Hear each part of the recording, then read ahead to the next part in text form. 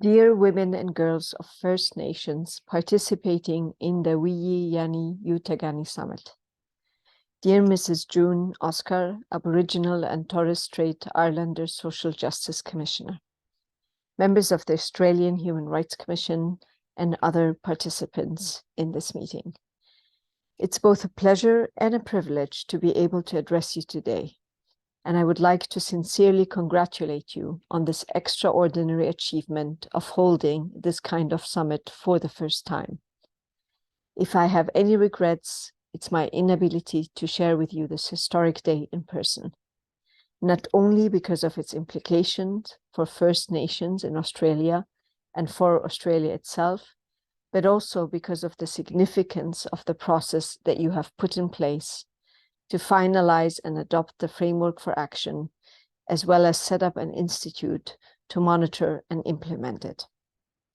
The process has clearly centered the voices and participation of First Nation women and girls, and the process has remained true to their vision, beliefs, and priorities of First Nations people, and the value of that approach is clearly reflected in the thematic areas that have been identified and which are not only individual, but also have a strong collective dimension.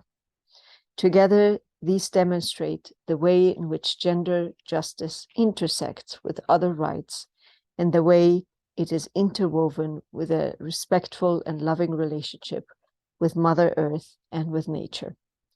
The resulting framework, therefore, is a bold initiative that has tried to address the issues of structural inequalities that cause the systematic and historic violence against First Nation women and girls, making a conscious decision not to leave them or anyone else behind, but to put them front and center in all processes.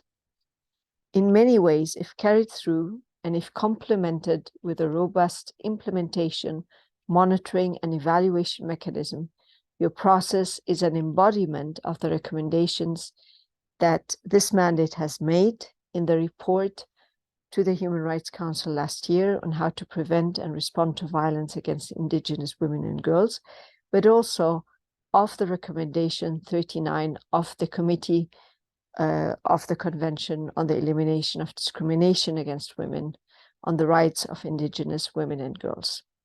It really shows that when there is a political way, transformative processes and futures are possible.